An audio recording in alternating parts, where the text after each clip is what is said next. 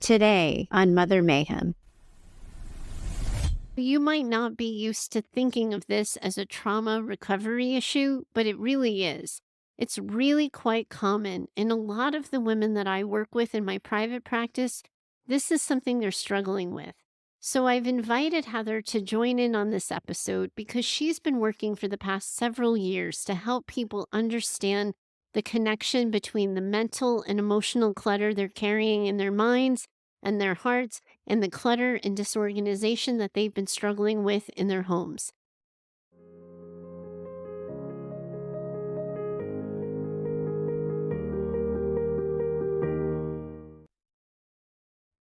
Welcome back to Mother Mayhem, the Narcissistic Abuse Recovery Podcast for Daughters. Hi, I'm your host, Heather Gray, but today I am not your only host. Our very own editor for the show, Heather Clark, is going to be joining us in a little while. So welcome to Heather Squared. I'm sorry, couldn't resist. I call her Clark, so you can call her Clark.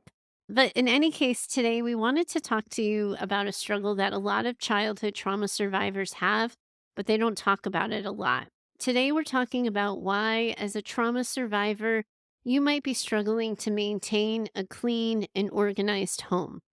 We're not afraid to have the hard conversations on this show. That's for gosh darn sure. Last week, we tackled how some of you might be struggling in your relationships with alcohol as you do your own maternal child abuse recovery work. That struggle can be filled with a lot of shame, can make you feel alone, can keep you in the dark, and often keeps you hiding from yourself. Women who are struggling with clutter, organization, and keeping a clean home might understand that shame. For some of you, it might be the monkey on your back that you feel like you're always dodging. Your house is something you can never quite keep up with, no matter how hard you try.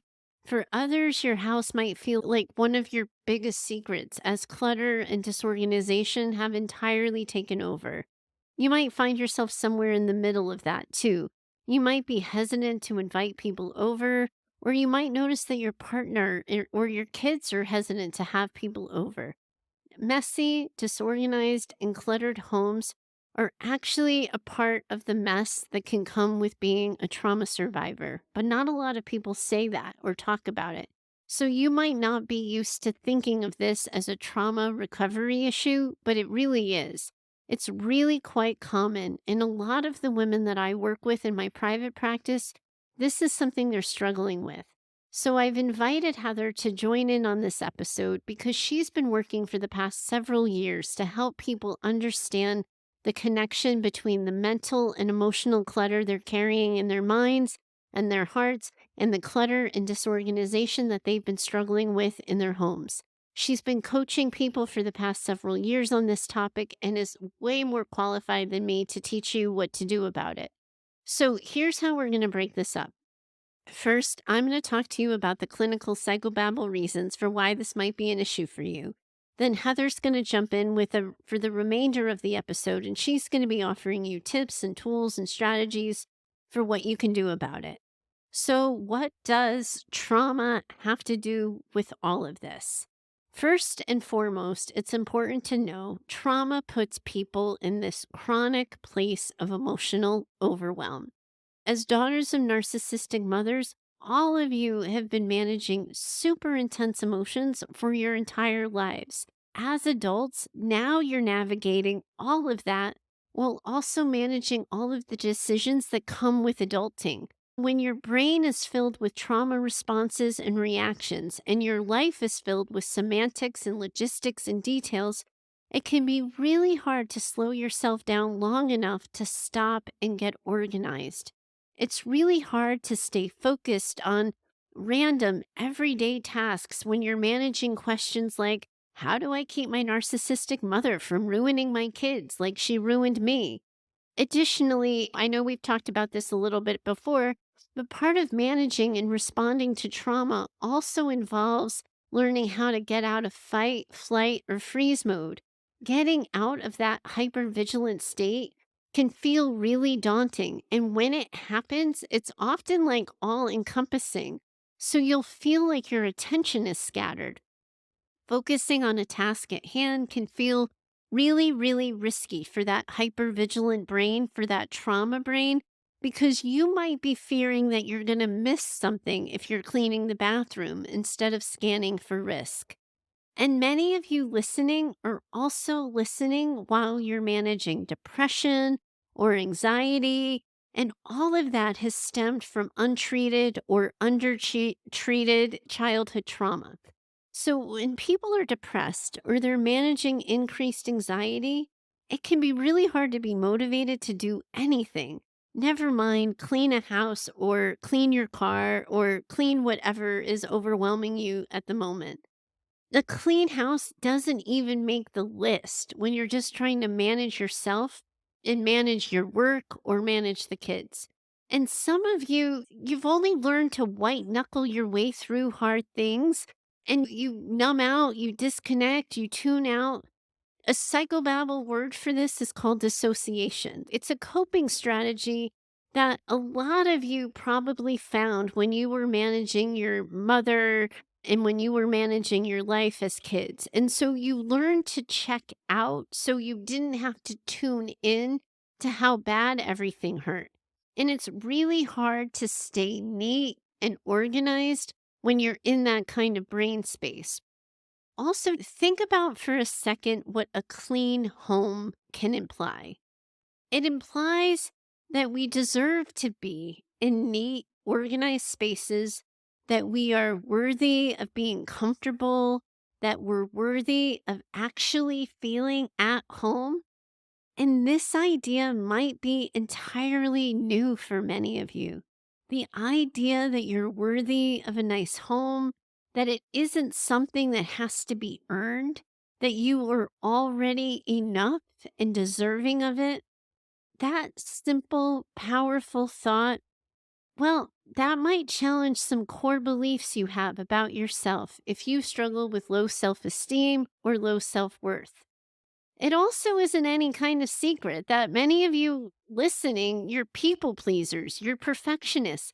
It can be hard for a lot of you to even start cleaning because as soon as you start cleaning, you're battling that good enough feeling, the idea that you'll never do a good enough job, that you'll never be done. And this thought and this fear alone sometimes keeps people from starting.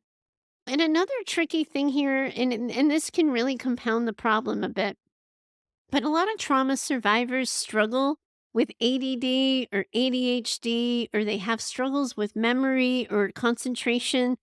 Cleaning a home, staying on task, staying organized, that is a lot to ask sometimes of trauma brain. And so it can be even more daunting for trauma brain when you're more prone to distraction. I also think sometimes for some people, a disorganized home is sometimes about making a defiant, passive, if you will, stand, but maintaining some semblance of control. It can be this passive opposition or resistance to structure. I get so damn tired sometimes of being the good girl, of being the emotionally intelligent one, of always having the answers, of being the person that people rely on. So I sometimes find in my weaker moments these quiet ways to rebel. And I can be known to take unhealthy control by not doing things, but I often choose things that I don't do to be things that aren't going to affect anyone else. You've heard me talk last week when I was sharing my struggle with emotional eating. I might grab that donut. I might wait to vacuum. I might let my own desk get cluttered, even though I'm removing the clutter from all of the other common areas in the home that my husband uses. And for me, it's not about not knowing how to stay organized. It's about this passively defiant choice not to be organized. It's an avoidance of a hard conversation. It's an avoidance of saying no, stating a boundary. And I release the pressure valve with quiet rebellion without actually doing the work to address the problem. And I have a feeling those of you listening, I'm not the only one who pulls that kind of stuff. Whatever your reasons, however you got here, Wherever you are in your struggle to stay organized and to feel more on top of things, I know that Heather's got you, and I'm going to let her take it from here. Thank you so much, Heather Gray, or as I would call you, Gray, for the introduction. This has been absolutely amazing listening to all of the podcast episodes of these ladies and what they've gone through and how you're helping them. And I am honored to be part of this episode and part of this entire healing and recovering process from narcissistic abuse. Thank you again. And thank you, listeners, for tuning in. And I hope I can do you some service just as much as Heather Gray has. Clutter. It is absolutely something that happens, not only just because you've gone through trauma, not only because you've had somebody in your life who was a quote unquote perfectionist to the outside world, but also because you are changing. You are growing and you are becoming somebody who you weren't beforehand. And one of the things that I say, so I'm going to define what clutter means. Clutter is the mental, emotional events and memories colliding and causing the physical clutter. That's one of the points. It's the old version of you meeting up with the new version, causing all sorts of clutter, whether that's mentally, emotionally, spiritually, or physically. And clutter is also anything that does not align with your current reality, whether that is stuff, emotions, thoughts, people, beliefs, etc., that gets in the way of who you really are at your core. And you're learning, as somebody that's recovering from narcissistic abuse, you're learning who you even are. You're trying to figure out what makes me me. Who am I after all of this, after what my mom has done to me and my family even? Because a lot of these episodes are not just the mom that's affected everybody, but there's the father as well that we just listened to that episode. So one of the things that you want to look at is what is getting in the way? Who are you at your core? And what is it that you want in this life? How is it that you want to move through the recovery from the abuse that your mother caused you? Once you figure out who you are and who you are not, that's when you're going to figure out what you want and what you don't want. Because when they don't align to who you are at your core, those are the things that are cluttering up your life, and those are the things we want to clear out. One of the things that I want to also go over is things that you might have seen from your mother. I'm going to give you a personal example. I'm not saying my mom was an actual diagnosed narcissistic person because she never got her diagnosed because that was never a thing for her. However, one of the biggest things that I remember my childhood is how my mother had to be so neat and tidy to the outside world, that is. Knowing what I know now about clutter and about there's different spectrums of clutter and decluttering, I understand now what was happening. And you'll probably recognize this too with things that you grew up with. One of the things my mom did was she was so neat and tidy and everything had to look perfect because to the outside world, everything was perfect, right? Nothing was wrong with the family. There was no abuse. She was the perfect parent to the outside world. She had the perfect life. She had the perfect children. And she had the perfect home. Unfortunately, if I was coming home from school and working on my homework and stuff, and I had a few things sprawled over the desk, my mom would get in these moods. And it was entertaining now that I can look back and see. But at the time, it got very tiring because she would get in these moods and come into my room and look at my desk and see that there was a quote unquote mess. And she would take her arm and she would go from one side of the desk and swipe everything off the desk onto the floor and tell me to clean it up. To me, at the time, I was let's call me a rebellious teenager. And I would laugh because I would explain to her, did that really solve anything? Did that help you with your neat and tidiness? I said, because now the floor is a mess and I'm going to leave it. Apparently, don't say that to somebody who is in one of those moods, because then that would just start again the abuse over and over again, the verbal, the you're terrible. And I know you guys have gone through something like that, where your mom has had to have the kitchen perfect. Anything in the home had to be prim and proper, especially if somebody was coming over. And if it wasn't exactly how she wanted it, you got the brunt of her emotional outburst. And that caused such a reaction in your body that your body kept that memory all throughout your entire life. So every time when you grew up and you started having your own family, and if you saw something that was not neat and tidy, your body would have that emotional reaction because of what your mom did to you when you were younger. She taught your body to see clutter with stress, anxiety, and emotional outbursts. She did not teach you that clutter, yes, clutter is okay. Clutter happens, like I said, when the old version meets up with the new version. When there is change happening in your life, clutter will show up. But you were never taught as a child that some clutter is okay and how to actually deal with it in a very healthy way. She taught you how to have these emotional outbursts and to not question her means of doing these things.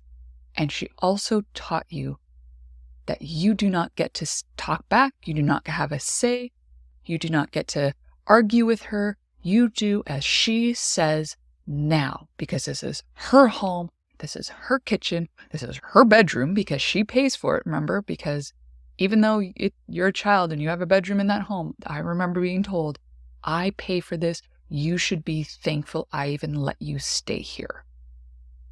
Those are the things that a narcissistic mother will do to you and will say to you. Your body remembers so much more than your brain will. And that's why I'm here today to explain to you how to clear out the clutter that is currently taking over your life. Because I know right now, as you're going through this recovery process, there is so much clutter happening in your life. And that is okay, and it is normal. My mission is to help you simplify your life and create a more peaceful and intentional existence.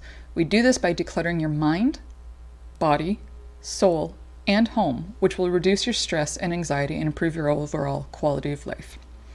I'm going to give you basic tips for each area today that will start the process and give you a game plan to tackle the clutter throughout your healing journey. These tips can be used again and again, year after year, at any time you feel the need to declutter your life. It is not a once and done deal. It is something you will do multiple times throughout your life as change comes and goes. The first area I want to talk about is the mind, or better known as the mental clutter. The main tip I have for this area is an in-depth, complete mind dump. If you don't know what a mind dump is, it is basically writing down every single thought that enters your mind in the current, right now time.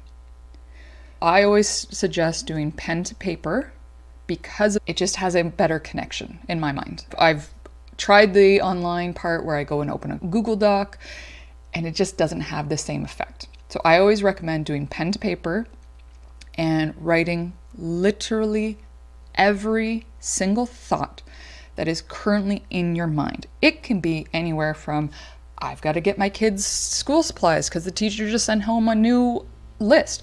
I just got cut off when I was going to work by somebody who flipped me off for no reason. Any of these thoughts, and it can be, I need to make a better boundary with my mother. Whatever the thought is, write it down. And then once you write everything, and I'm saying like this can actually probably take anywhere from a half an hour to a couple hours. The best ones I find are the ones that take a couple hours, and then as you go through your day, you find more thoughts and you write them down. The first step is just to write everything down, and once you've done that, take a break. Take a nice, good break. Understand that everything that has been on mind is now on paper. When you start doing this, there might be emotions that come up too, because when you start clearing clutter out, you're making room for something else to come to the surface. So again, those emotions come through. So if you do feel emotional and you need to take a break, take that break. When you are ready, and hey, you might not be ready until tomorrow. You might not be ready to go back to that piece of paper until next week. Whenever you are emotionally and mentally ready to go back to that piece of paper of all of the thoughts you had, come back to it. And what you're going to do is you're going to go through all of the list, and you are going to cross off all of the things that you cannot change, that are impossible to change because they are in the past, they happened, they're done, you can't change it. The example I gave earlier, where you got cut off in traffic. You can't change that you got cut off in traffic. So let's cross that out because it can't be changed. Then, when you're done doing that and going through the entire list and every single item, you're going to go back and you're going to highlight in one color all the things you can change today. Then you're going to come back and you're going to highlight in another color all the things you can change, but you're going to need more time to do them. Your children's teacher just gave you a list of new items that they need. Well, you can't change that right now. You're going to need more time because you're going to need time to actually do the shopping. You're going to need time to actually put it together and then need time to give it to the child to bring it to school. So those are things you're going to do in that second color. The first color are the things you can change today. You had a thought that the dishwasher needed to be emptied. Well, can that be changed today? Yes. In fact, whether it's you or somebody in your family, that can be changed right now. Within 24 hours, that's the one first color that you're going to do. Anything you can do within 24 hours, you're highlighting that first color. Anything that is going to take longer than 24 hours, you're going to highlight in the second color. And then what you're going to do is you're going to schedule those things that needed the extra time. You're going to put them in your schedule. So you need to do that shopping for that list. You're going to put it in a schedule, and you're going to take the child with you because they're going to help as well, because this is part of their process as well of learning, growing, and being responsible. So you're going to take them with you. You're going to schedule it. Hey, we're going to go this coming Thursday after school. I'm going to pick you up and we're going to go to the store and we're going to buy this list of stuff and we're going to put it together so you can bring it to school tomorrow. That's something that you're going to do with the mind clutter, is doing a mind dump, crossing off the things you can't change, and then highlighting two different colors, the things you can change, things you can change in 24 hours and things that are going to take more than 24 hours. And then you're going to schedule those things that take more than 24 hours. Those things that you highlighted that can be done in 24 hours, do them with your family, yourself, whatever. Do them within those 24-hour period, and then you get to cross them off because they're done. Second area is the body or the emotional clutter. The areas here, so the emotional clutter, so how to recognize it. So you are overly sensitive to certain things that normally on a regular day, you wouldn't feel so angry or upset or wanting to cry. The overwhelm, the anxiety, the anger, the feeling stuck, difficulty letting go of past experiences, or the reoccurring negative emotions that come up. That's all signs of emotional clutter. The main tip I'm going to give you for this is making sure that you have taken care of yourself, because these emotions are going to come up. When you start clearing out the physical, when you start clearing out the mental and the spiritual, emotions will come up. And you want to make sure that you are in the best emotional state that you could be in. That includes getting proper sleep. We all know that when we're thinking and we're stressed, we don't get proper sleep. We're not sleeping well. We're taking way too much time to actually fall asleep. And then when we do fall asleep, if we wake up in the middle of the night, we're thinking about things and we're not sleeping well. With that comes the not eating well, making sure that you're not running throughout the day on just your couple cups of coffee, making sure that you have proper food in your system, that you have healthy food in your system, that you're eating throughout the day, that you're not just eating one meal and thinking that that's going to do you and keep you going for the rest of the day. You also want to make sure that you're setting those much needed boundaries with people, especially your mother. Because when we set those boundaries, we allow our emotional body to understand that it is safe. I have set this boundary. When this boundary gets crossed, this is what I'm going to do. That helps the emotional body understand that it is okay, it is safe, and you are moving forward and getting through this stage of life. Clearing out the clutter of the emotions starts with you taking care of you, taking care of your body, taking care of your eating, your sleeping, and setting those boundaries. Third area is the soul or the spiritual clutter. What is spiritual clutter? So it is not listening to your gut. You know, when you are planning or going somewhere and your gut gives you that, maybe we shouldn't do this today. When you don't listen to that and you continue to not listen to your gut feeling, to the fact of this doesn't feel right, I shouldn't be doing this, or I should be setting a boundary, but I didn't, and I'm letting go of that boundary. So I'm allowing my mother to come into my children's life or my partner's life, even though my gut told me you should probably keep that boundary. It's things like that. And then what we also do is ways that we interfere with that spiritual side of us is distracting us with drugs, alcohol, sex, gambling, overeating, any other bad habit that interferes with your higher self and your spiritual well-being.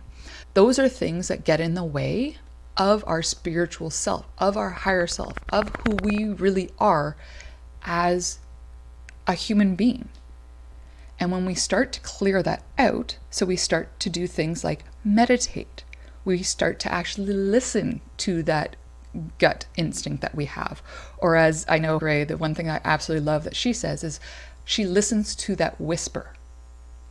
And those are things that we continue to listen. That's our spiritual self. That's our spiritual well-being, giving us those, hey, maybe look over here. Hey, maybe don't do this. Hey, maybe do this instead. And when we start to trust ourselves, then we start to live authentically. And we start to have the awareness that we are healing, that we are growing, that these boundaries that we've set with our mother, they are helping us. And in turn, they are helping my family, my children, my generation. Because again, the Gray talked about the generation part of it. This is not just something that you're doing for yourself. You are doing this for future generations. Whether you have kids or whether you have siblings, you are doing it when you help yourself and when you set these boundaries and you clear that spiritual clutter, the mental clutter, the emotional clutter. You are doing it for generations to come. You are doing it for your family. You're doing it for yourself. And you are doing it for the collective as well. Because when we go with our trust in our gut and we live more authentically, we are helping the collective come together to join forces in the fact of, hey, let's get more authentic living. Let's make sure that we're not here all about the stuff, that we're here for the connections with people, that we're here to put those boundaries with those connections of people that we have, that we're doing this for ourselves and for everyone around us, because that's what's going to help us live closer to who we really are. And we get to have things in our lives that we really want, and we get to clear out the things that we don't want. And the last area is the home or the physical clutter. This is the one that is most obvious because it is right in your face. The physical clutter is right in your home, right in your car, in your bedroom, wherever. It is the thing you will notice first. And this is why I always say start with the physical clutter, because it is the one that, first of all, is that hand to item motion. You're clearing things out that way. And then once you start clearing out the physical clutter, you're going to notice that the mental and emotional and spiritual stuff is going to come through. There is no doubt in my mind that when you start to declutter your physical space, you're going to notice the emotions, you're going to notice the thoughts, and you're going to notice that gut feeling. They all will come through when you're clearing out the clutter physically. And the main tip I have for this area is find that friend that is willing to do it with you. And you don't have to do it in the same room. You don't even have to be in the same country. This is something that I did with my membership group members, where we would hop onto a video call together as a group, and we would schedule it. Again, one of those things, you always want to schedule it as well. And we would hop on, and what we would do is I'd ask everyone, what are you working on today, right now, in this first time? So we would also time ourselves. So it's called Pomodoro session. So I don't know if anyone knows that, but basically you're working for 45 minutes and you take a break for 15. Then you work for 45 minutes and then you take a break for 15 minutes. And this cycle goes on for however long you are on the call for. One day we would do 2 hours, and then the extra long day we would do 3 hours. So I would ask, what are you doing in this first 45 minutes? And most times people are like, oh, I'm going to clean the entire room. So I would rein them back and be like, okay, do you think that is achievable in 45 minutes? Or can we focus more on something like a drawer in your dresser? Can we do that in 45 minutes? Well, yeah, of course. Cool. Then let's do that. Then if you're going to finish that in 45 minutes, what are you working on next? So I would give them like here's what you're going to work on first. If you get that done, this is what you're going to work on. And if you get that done, then we work on here. And if the time's up before that, we come back and we discuss things. So that's why I say grab somebody, grab a timer. And like I said, it doesn't even have to be in person. It can be on video chat. It can be, I remember actually even doing it with one of my girlfriends. We used to just do it on phone. Like she was down in the States, I'm up in Canada, and we would call each other and be like, okay, this is what I'm working on for 45 minutes. Okay, cool. What are you working on? Okay, cool. Let's go. We would hang up. We would set our own timers for 45 minutes. And then as soon as our timer would come up, we'd call each other and be like, what did you get done? All right, cool. I was able to get this done. And this worked for me when I was doing work. So people were doing decluttering while I was doing the work, whether it was doing a checklist or doing whatever. I would say, okay, I'm going to do all of this for my checklist. And then I work for 45 minutes, come back, we talk about things. Oh, what did you find that was difficult? What did you find that worked? And then go back for the next 45 minutes. So that is my favorite way of doing it is first of all, don't do it alone. Because you are going to find, like I said, when the physical clutter gets removed, you're allowing and giving that room for the mental, the emotional, and spiritual stuff to come through. And when you're by yourself, you can fall down that rabbit hole of, oh, poor is me. Oh, why does this always have to happen to me? Why can't my mom do this? Whereas when you have somebody that you're working with, they can notice this and you can take that break and you can talk about it. And it's so much more beneficial to talk things out with somebody than it is to just try and deal with it on your own. And this is why another thing that I suggest is finding somebody professionally that you can talk to about these things that have happened with you and your mom, that have happened between you and your mom and your dad maybe, that are causing you to rely on alcohol more. Seeking professional help is not something to be shamed over. I absolutely 100% agree that professional help can help you. With the physical clutter, you want to start with things that don't hold those emotions or those memories.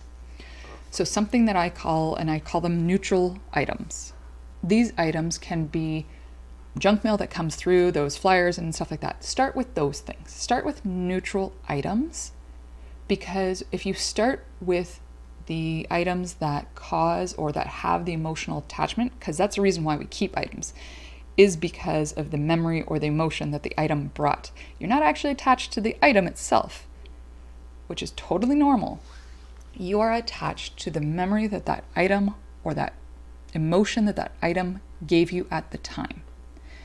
Those items, you want to wait until you have the habit of actually decluttering your physical space, because when you start to clear out those items that do have those memories and that do have those emotions, that mental and emotional clutter comes through as well. And if you're not prepared for that, you're going to fall down the rabbit hole, and then your clutter is going to become worse than when you first started. And then that mental clutter is going to come through of, oh, why can't I do this?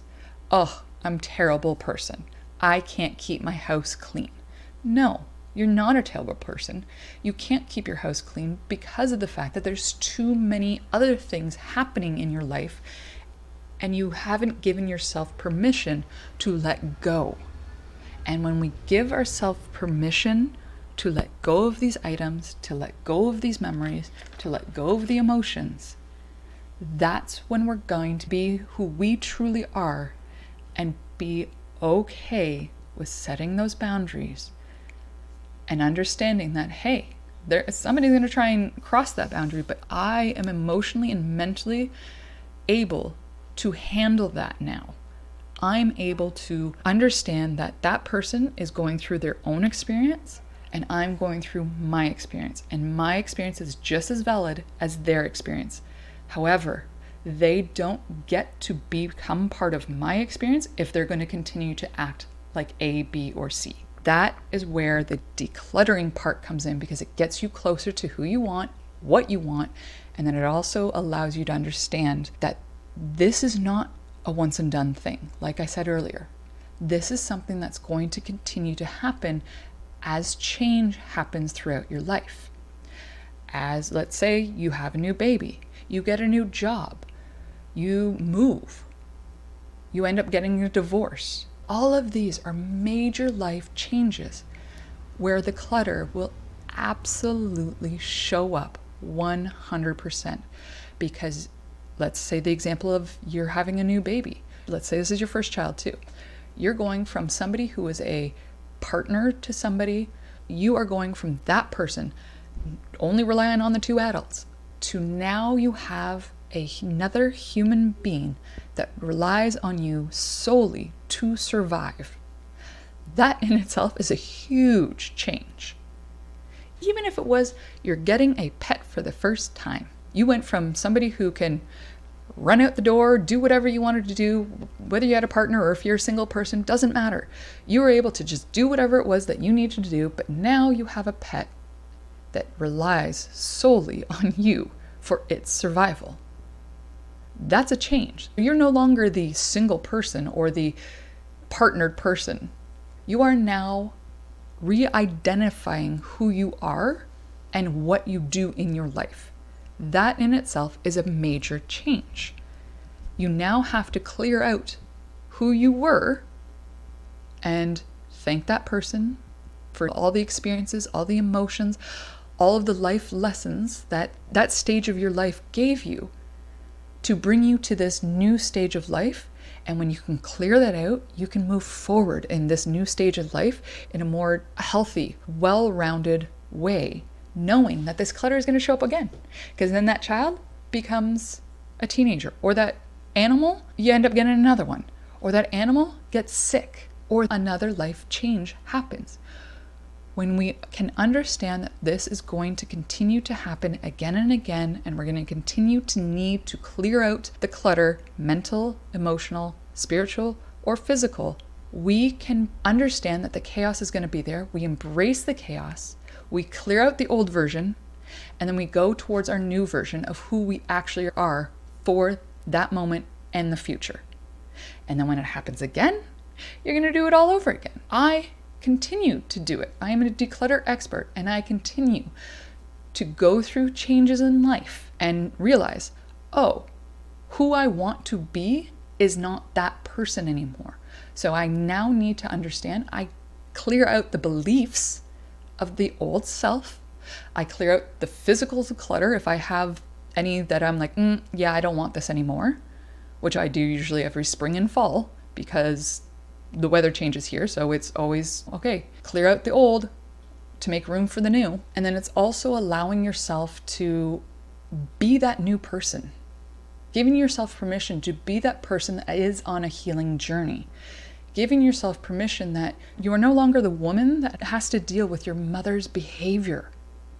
You can move on, move forward in this journey, in this recovery, knowing that I'm going to put these boundaries in, I'm going to stick to my boundaries, I'm going to allow her to do what she wants to do, what she has to do. But if it crosses my boundary, I'm going to say something. I'm going to make sure that I am good. So I'm eating well, I'm sleeping well, I'm making sure that my spiritual side of me is good, that I'm listening to my gut instinct, that I'm meditating, or I'm grounding myself. There's lots of things that Heather has on grounding techniques that I'm making sure that I'm getting back to the center of who I am and I'm clearing everything that doesn't align to that. I know that that was a lot of information and a lot of different things that I've just put into your mental clutter.